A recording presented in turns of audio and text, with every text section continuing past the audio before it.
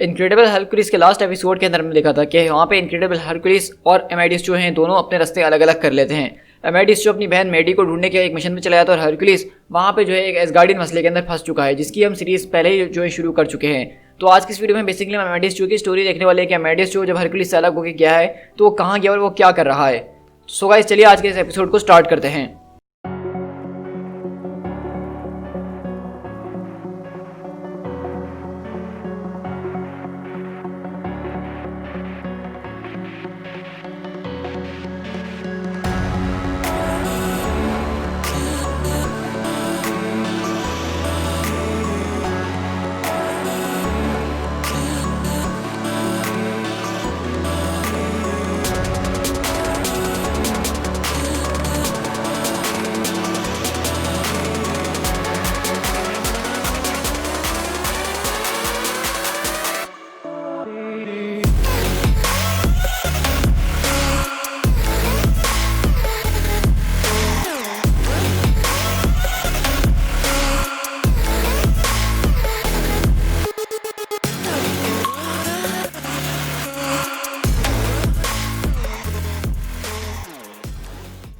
कहानी की शुरुआत हमारी ओवाटा के अंदर से होती है, जहाँ पे हम देख रहे हैं कि बेसिकली एमेडियस जो इस वक्त एक बस के अंदर बैठ के यहाँ पे आ रहा है और उसकी आंख रख देती है और उसकी अचानक आंख खुलती है और वो देखता है कि उसकी बराबर वाली सीट पे एक बुक रखी हुई होती है और वह कहता है कि यहाँ पे एक बुक रखी हुई है, लेकिन मुझे तो याद नहीं कि मेरे साथ कोई बैठा था, तो ये किसने आखिरकार यहाँ छोड़ दी हो। खैर हो सकता है कि जब मैं सो गया उसके बाद यहाँ पे कोई आके बैठा हो और उसकी बुक रह गई हो। चलो देखते हैं कि आखिरकार इस बुक में है क्या। और हम देखते हैं कि वो बेसिकली एक हीरोज जर्नल नाम का एक जर्नल होता है जिसके अंदर हरकुलिस की कहानी दी गई है। हरकुलिस आखिरकार तुम मुझे यहाँ पे भी मिल गए, मुझे बहुत ज़्यादा माफ़ कर देना बड़ी। मैंने तुम्हें इस तरह से फील करवाया कि मैं तुम्हें छोड़ के जा रहा हूँ। मुझे पता है कि ये बहुत ज़्यादा गलत है, लेकिन तुमसे पीछे छुड़वाने का सिर्फ ये एक ही तरीका था। तुम मुझे वरना हमेशा फॉलो करते ही रहते। मैं अथीना के ऊपर बिल्कुल भी ट्रस्ट नहीं कर सकता हूँ और सारे के सारे ओलंपियंस उसी की तरह हैं, इसलिए मैं तुम्हें सच्चाई बता नहीं सकता था। मैं इस बात का रिस्क नहीं ले सकता था। हो सकता था कि तुम उनको ये बात बता देते और मैं बहुत बड़े खतरे में फंस जाता। तो इसलिए अब मुझे इस केस के ऊपर अकेले ही वर्क करना पड़ेगा और ये पता लगाना पड़ेगा कि मेरे पेरेंट्स के मर्डर के पीछे तुम्हारी फैमिली का कोई हाथ है या नहीं, या इसके पीछे कोई एक ही शख्स है जिसने ये सब किया है। हो सकता है इस किताब के अंदर मुझे कुछ समझ में और पता चल जाए कि आखिरकार हमारी लड़ाई कब तक रहने वाली है। और इस तरह देखते हैं एमेडियस बेसिकली इस जर्नल को खोलता है, उसको पढ़ना शुरू करता है। लेकिन ये बहुत ही ज़्यादा एक बोरिंग पार्ट है इस कॉमिक का, जिसकी वजह से मैं इसको शेयर भी नहीं करना चाह रहा था पहले। तो मैं आपको जल्दी जल्दी इसको स्किप करके बता देता हूँ कि बेसिकली इस बुक के अंदर वो सारी की सारी बातें वैसी लिखी हुई हैं जो अब तक एमेडियस जो की लाइफ में होता हुआ आया है। मतलब हमने देखा था कि एमेडियस जो और हरकुलिस की जोड़ी सबसे पहले बनी थी वर्ल्ड वॉर हल्क के इवेंट के बाद से, जब उन्होंने हल्क से लड़ने के लिए इस टीम को बनाया था। तो बेसिकली इस बुक के अंदर वो सारी की सारी बातें घुमा फिरा के लिखी गई हैं जो एमेडियस जो के साथ होती जा रही हैं। और यही पढ़ के एमेडियस जो काफ़ी ज़्यादा हैरत में भी आ रहा है कि ये सब कैसे हो रहा है। मतलब ये सब तो बिल्कुल मेरे साथ हुआ है और इस किताब के अंदर वही चीज़ें लिखी गई हैं। लेकिन अगले पल हम देखते हैं कि उसको वहाँ पे जब बस के अंदर बैठा होता है तो एक साइन बोर्ड नजर आता है कॉन्टिनम का, और उसके नीचे लिखा हुआ होता है another project of Olympus group. और ये वही कॉन्टिनम प्रोजेक्ट है जिसको हेरा चलाने की कोशिश कर रही है और जिसके लिए वो नॉर्मन ऑसबॉर्न के पास भी गई थी और बड़े बड़े इन्वेस्टर्स को ढूंढ रही है। अब ये क्या चीज़ है कॉन्टिनम और इस प्रोजेक्ट के अंदर क्या होने वाला है, ये हमारा जो है बेसिकली एक बहुत बड़ा प्लॉट है इस पूरी की पूरी स्टोरी के अंदर। और इस तरह हम देखते हैं कि एमेडियस दोबारा उस किताब को पढ़ने में लग जाता है जहाँ पे हमें वो स्क्रल इन्वेजन वाली कहानी सुनाई जा रही होती है कि किस तरह से अथीना ने सारे पैंथियंस को जमा करके हरकुलिस को लीडर बनाया था और उस वक्त उसने मुझे इस बात के बारे में सिखाया था कि कोई एक्शन ना करना भी एक बहुत बड़ा एक्शन होता है। और इसी वजह से हम देखते हैं कि जब वहाँ एमेडियस मरने का नाटक करता है तो उसी की वजह से हरकुलिस को गुस्सा आता है और उस गुस्से की वजह से क्लिबान जो स्क्रल्स का गॉड होता है उनको वो जान से मार पाता है। और इस तरह हमने जो उसके रिसेंट एडवेंचर देखे जिसके अंदर ये हेडीज वगैरह के अंदर जाते हैं वो सब भी इसके अंदर मेंशन किए गए थे। तुम्हें भी एमेडियस उस किताब को फौरन बंद करता है और कहता है कि बस बहुत हो गया, अब चीज़ें मुझे बहुत ज़्यादा खौफनाक लगते जा रही हैं। इस किताब के अंदर तो हर एक चीज़ वैसे ही लिखी है जो मेरे साथ होता आया है। लेकिन हम देखते हैं कि एमेडियस उस बस के अंदर मौजूद होता है और उसको दिखता है एक्सिलो का बोर्ड, तो वहाँ चिल्लाना शुरू करता है कि हे ये मेरा स्टॉप है, बस को रोको यार। और हम देखते हैं कि फौरन बस वाला वहाँ पे ब्रेक मारता है ज़ोर से और एमेडियस गिर जाता है। तो बस ड्राइवर बोलता है कि सॉरी बच्चे, लेकिन एक्सिलो सिटी के अंदर कोई भी नहीं जाता है और कहता है कि अच्छा तो यहाँ पे कोई नहीं उतरता है, मतलब कुछ ना कुछ चक्कर तो ज़रूर है, तो मुझे उसी बारे में पता लगाना होगा। और हम देखते हैं कि एमेडियस यहाँ से आगे बढ़ रहा होता है, लेकिन वहीं कहीं दूर से कोई उसके ऊपर नज़र रख के बैठा होता है और वो लड़की कहती है एट लास्ट वो यहाँ पे आ गया है, वो फाइनली यहाँ पे आ गया है, अब मैं इसका काम तमाम करके अपनी ज़िंदगी गुजार पाऊंगी सुकून से। और हम देखते हैं इस तरह से वो अपनी गन यहाँ पे लोड करती है और उसकी तरफ भागना शुरू करती है। और यहीं से एमेडियस हम देखते हैं शहर के अंदर यहाँ से वहाँ घूम रहा होता है और कहता है, हमें बताता है कि ये वो कंपनी है सोप कंपनी जिसके नाम पे इस टाउन को रखा गया है, एक्सिलो सोप कंपनी।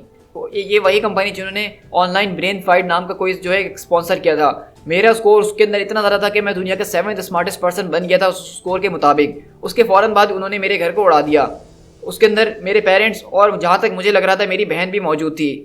और वो कहती है कि उसके ठीक बाद मेरे पास एक एजेंट की कॉल आई थी जिसने अपना नाम मुझे सेक्सटॉन बताया था और उसने मुझसे कहा था कि ये सब एनिमी करवा रहा है और वो एनिमी जो है तुम्हें इस्तेमाल करना चाहता है इस वर्ल्ड को ख़त्म और डिस्ट्रॉय करने के लिए।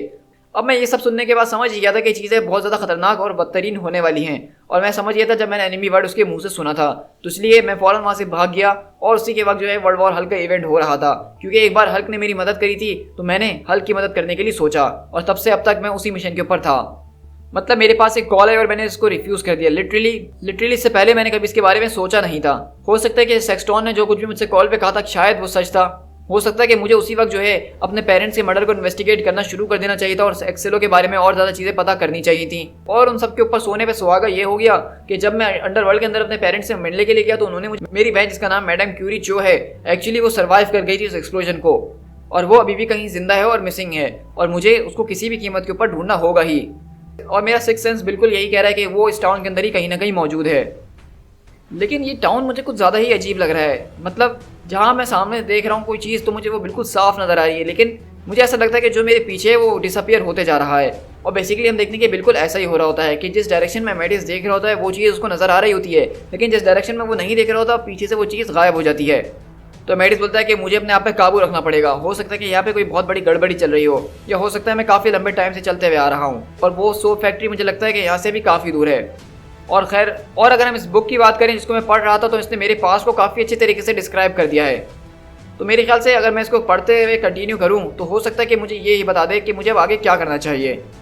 और हम देखते हैं कि बेसिकली इस जर्नल के अंदर आगे जो है हरक्यूलिस की वो कहानी लिखी होती है जब वो नीमियन लाइन से लड़ा था।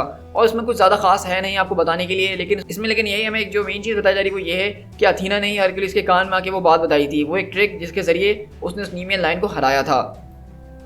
लेकिन हम देखते हैं कि जब मेडिस यहाँ बैठा होता है तो एक लड़का उसके पास आता है और कहता है कि हाय, क्या तुम नए हो इस टाउन के अंदर? मास्टरमाइंड एक्सेलो का रेडियो प्रोग्राम जो है बस शुरू ही होने वाला है। क्या तुम मेरे साथ मेरे घर चलना चाहोगे? हम दोनों मिलकर उसको सुन सकते हैं और हम ओवल्टीन वगैरह भी पी सकते हैं दूध के अंदर मिला के। और क्या तुम मेरी मदद कर सकते हो उनके सीक्रेट मैसेज को डिकोड करने के अंदर जो कि जूनियर जीनियस ब्रिगेड के एंड के शो में आता है? और हम देखते हैं कि उसको साथ साथ वहाँ पे वो एक अंगूठी भी पहना देता है। तो मेडिस बोलता है कि मैं तुमसे एक बात कहता हूँ छोटी, अगर तुम मुझे इस कंपनी के हेडक्वार्टर तक जल्द से जल्द ले जाओगे इस टाउन के सेंटर के अंदर, तो मैं तुम्हारे साथ चलने के लिए तैयार हूँ। लेकिन हम देखते हैं कि अगले पल यहाँ पे मेडिस जो चिल्लाना शुरू कर देता है और वो कहता है कि मैं चिल्ला क्यों रहा हूँ। खैर, चिल्लाने वाली बात तो बनती ही है, क्योंकि हम देखते हैं कि अचानक उस बच्चे के सर के अंदर से गोली आर पार हो जाती है और ये कोई और नहीं बल्कि वही एजेंट होती है जो कि इसके पीछे आई थी। और वो कहती है कि अमेडियस, उससे बात करने की ज़रूरत नहीं है, तुम्हें यहाँ पे किसी से बात करने की ज़रूरत नहीं है, तुम जिस किसी को भी यहाँ पे देख रहे हो वो रियल नहीं है, किसी से बात मत करो। तो वहीं से मेडिस बोलता है कि कहीं तुम एजेंट सेक्सटॉन तो नहीं हो? तो वो कहती है कि मेरे सुपरवाइजर्स मेरे ऊपर बिल्कुल भी विश्वास नहीं करते थे जो कुछ भी मैंने तुम्हारे साथ शेयर किया था, इसलिए मैंने अपनी इन्वेस्टिगेशन को अपने ही तौर पे कंटिन्यू रखा हुआ था। लेकिन अब जैसा कि तुम यहाँ पे आ चुके हो तो मैं फाइनली इस बात को प्रूव कर सकती हूँ। तुमने भी इस कॉल का आंसर करा जैसे कि दूसरे लोगों ने करा था। तो मेडिस बोलता है कि दूसरे लोगों ने? तो कहता है हाँ, जो दूसरे जीनियसिस थे उन लोगों ने भी ये सब किया था।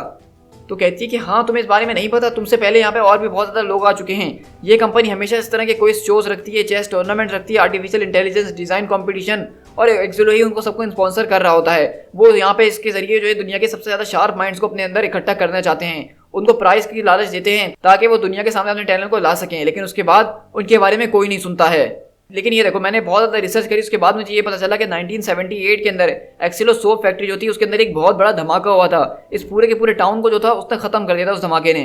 तो वहीं पे मेडिस के एकदम पसीने छूट जाते हैं और कहता है कि मुझसे अब ये मत कहना। तो उसको पकड़ते हुए कहती है कि बिल्कुल, अब तो मेरी बात समझ रहे हो ना, ये जगह यहाँ पे होनी ही नहीं चाहिए थी। तुमने इस बात को क्या अभी तक नोटिस नहीं करा कि तुम्हें यहाँ पे वो चीज़ तब तक नजर आती है जब तक तुम उसको देख रहे हो, जैसे ही तुम उसे नजर हटाते हो वो चीज़ गायब हो जाती है।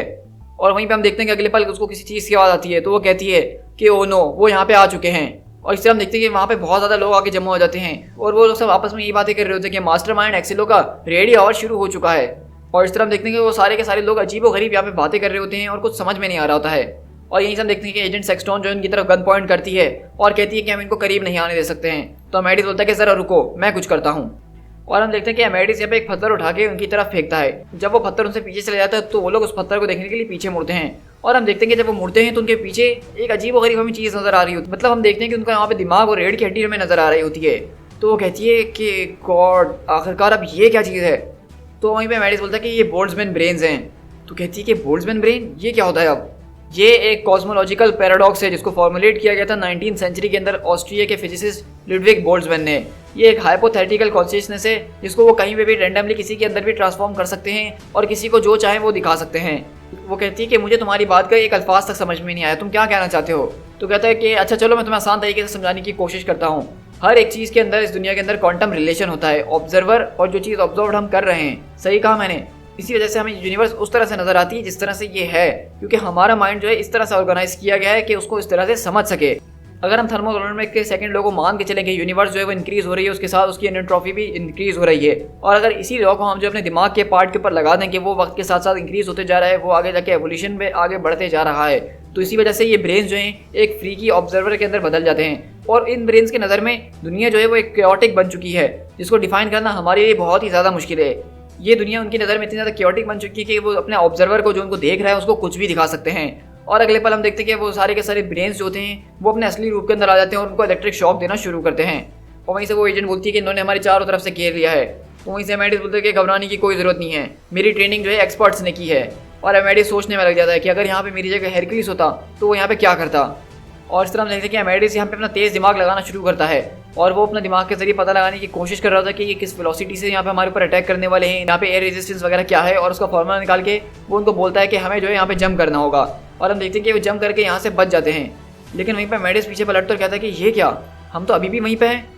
क्योंकि आप देखते हैं कि उन्होंने यहाँ से जंप की होती है लेकिन वहाँ पर वो जंप करते ही नहीं है। और एमेडिस बोलता है कि ये क्या, हम तो अपनी जगह से हिले भी नहीं, मेरी सारी कैलकुलेशन तो बिल्कुल ठीक थी। लेकिन हम अगले पल देखते हैं कि वो सारे के सारे ब्रेन्स उनको जोरदार झटका देते हैं, जिससे एमेडिस गिर जाता है और कहता है कि ये टाउन जो है एक अलग और अजीब व गरीब किस्म की मैथ से बना हुआ है जो कि मेरी समझ में नहीं आ रही है।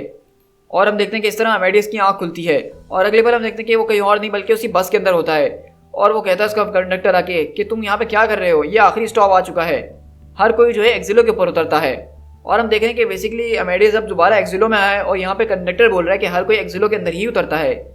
और इस तरह से हम देखते हैं कि ये सारा का सारा जो है एमेडिस के साथ दिमाग के अंदर एक इल्यूजन चल रहा है। जहाँ पे वो यहाँ उतरता है तो देखता है कि यहाँ पे कुछ बच्चे जो है आराम से गाना वगैरह गा रहे हैं। लेकिन तभी उसको आवाज़ आती है कि वेलकम एमेडियस, तुम्हारा स्वागत है, मेरा नाम पाइथागोरस डुप्री है और मैं इस दुनिया का 6th स्मार्टेस्ट पर्सन हूँ और अब मैं तुम्हारी जान लेने वाला हूँ।